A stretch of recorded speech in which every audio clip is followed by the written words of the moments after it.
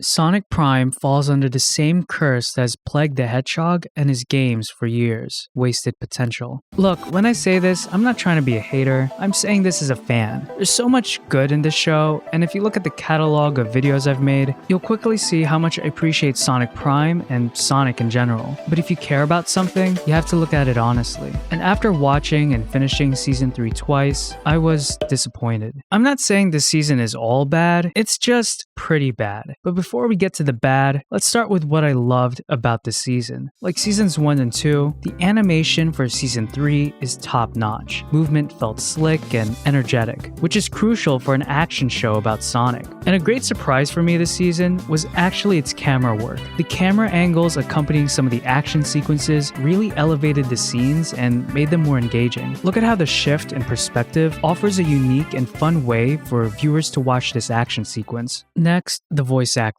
Besides the baby, everyone's performance in Sonic Prime is excellent. I felt that each actor embodied their characters really well. Devin Mack's portrayal of Sonic has solidified him as one of the best voices for the Blue Hedgehog. Throughout the series, we see a great range of emotions from Sonic. We get to see him be funny, serious, angry, sad, and compassionate. Mack's performance offers a depth to a character that to many may seem static. We also have to give props to the rest of the cast. The actors voicing Sonic's friends not only had to perform as the original versions of each character, but also their variants. And then those variants had to interact with each other. That takes skill and shouldn't be overlooked. Next, I want to talk about Shadow. Despite my issue with him being underutilized in the show, I and many other fans find Prime's version of Shadow to be a return to what made him so special. He's not just an emo stereotype, but is a capable rival and partner for Sonic. I loved how Prime was able to show how Shadow has a level of maturity and insight that Sonic lacks. An example of this would be his immediate suspicion of Nine. Take a look at this scene.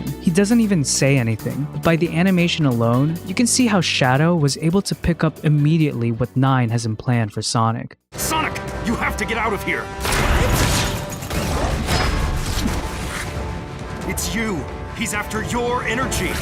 Now, what really shined for me this season were the small moments. It was the lull between the action that captivated my attention. What made these moments great was that they were usually initiated by Sonic. In Season 1, Sonic was reckless and inconsiderate. He never took into account how his friends felt and would jump into danger without realizing the harm it could bring. By Season 3, Sonic has fully matured. He's able to empathize and connect with his friends, and even his enemies. He's willing to let others take the lead and to listen to their input. Sonic changes from a selfish character to someone who's selfless. And this change lent itself to great character interactions. What hit home most for me was Sonic's relationship with Nine. You could argue that Sonic Prime is really about these two characters. I actually felt emotional watching some of the scenes with them together. Even after everything you've done, everything we've been through, together, against each other, you're still my friend, Nine. Despite Nine being the main antagonist of the season, he really cares for Sonic. That's why he was hurt by him in Season 2. And Sonic knows this. He understands that if you look past the killer robots and lasers trying to destroy them, Nine is just a kid that's been hurt by the world, and that he's hurt him. This is why Nine created the Grim. It's a world where he has control, and with control, the risk of pain is removed. Now that the good is out of the way, let's talk about the bad. The whole season felt like an afterthought. The small moments I mentioned were great, but were overshadowed by what felt like a story rushing to get to the finish line. When Sonic Prime first came out, I was excited to watch a series that dove deeper into our cast of heroes. Season 1 was structured more episodically. Each shatterspace had its own subplot that also contributed to the overall narrative. Each one was a place for Sonic to grow as a character, and an opportunity for the viewer to learn more about Sonic's friends. When Sonic first entered New York City in the Boss Cage Maze, he was introduced to Nine and Thorn. Both these variants gave a unique perspective into what defines Tails and Amy as characters. From Thorn, we learn how Amy's loving nature can lead to pushing others away, and from Nine, we learn how Tails' pursuit of independence can lead to isolation. And when Sonic enters into their worlds, he learns to be a better hero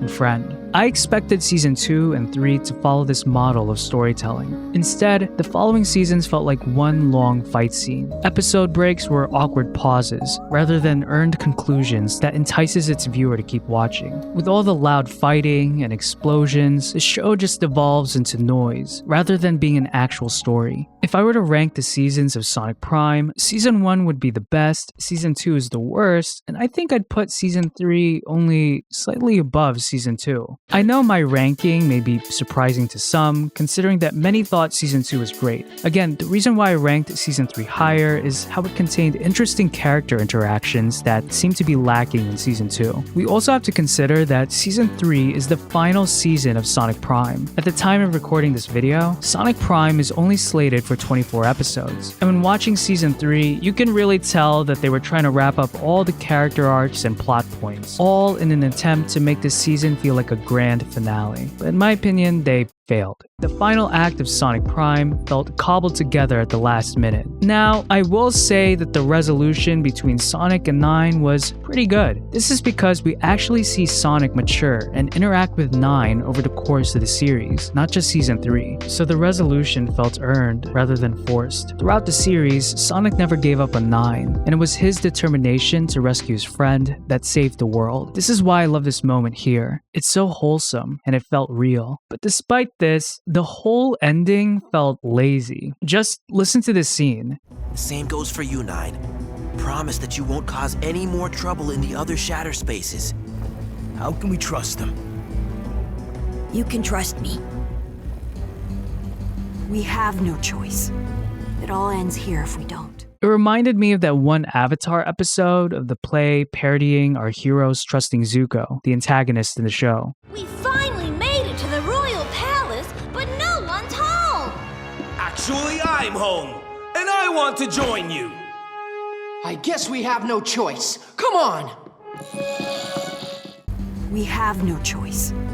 It all ends here if we don't. My issue with this scene is, after all what 9 has done to them, how can they trust him so quickly? I understand why Sonic would, but the rest? I'm not so sure. I guess it's desperation. Maybe it's because the end of the world's happening and they didn't really have a choice, but even then, I don't know. I felt like they could have done something better. The whole scene felt mechanical. I think a possible solution would be to make the final episode longer, so that we have more time for these resolutions to play out and feel earned. After Sonic sacrifices his prism energy to save the world, he returns to Green Hill the moment before he shatters the Paradox Prism. But this time, things will be different. After his adventure throughout the Shatterverse, Sonic has learned his lesson and surprises his friends by actually working together with them rather than doing everything on his own. And he continued to surprise them by making everyone victory chili dogs after their battle was over. Both the battle and the chili dogs are assigned to everyone that Sonic has learned to be considerate and humble. But all of this lasts for less than 5 minutes. Trust me, I checked. Before another bad guy shows up, forcing our heroes to fight, and then the credits roll. This was terrible. Look, I understand that the faults of Sonic Prime may be due to corporate meddling, but either way, what we're left with is disappointing. The ending isn't really a conclusion, but more like a teaser for a Season 4 that will never happen. There was such a missed opportunity of letting the OG gang, the original crew, meet up with their variants. Imagine if we got to see 9 speak with Tails. That would have been so cool. But oh well. It just all felt abrupt. The ending should have given us glimpses in how the variants are doing in their worlds, rather than just leaving them and us in the dark. Now, I understand that I might be judging unfairly here. Sonic Prime is a show geared towards children, so I should cut it some slack. For me to criticize Sonic Prime in this way would be like me trying to critically assess the storyline of Cocomelon. I mean, that would be ridiculous, right? Unless you guys want me to do that, then I'd be totally down. But I don't think I'm being unfair here. Sonic Prime set itself out to be a story-driven adventure, so I'm going to judge it as a story. And the irony here is that the show commits the same mistakes as its hero. In the end, Sonic Prime is a rushed narrative that fails to consider its friends. So what do you guys think of Sonic Prime Season 3 and the show as a whole? Let me know your thoughts in the comments below. If you enjoyed this video, please leave it a like, it helps support the channel. Subscribe and hit that bell icon if you want to see more videos like these. Thank you guys for watching, and until next time, peace out.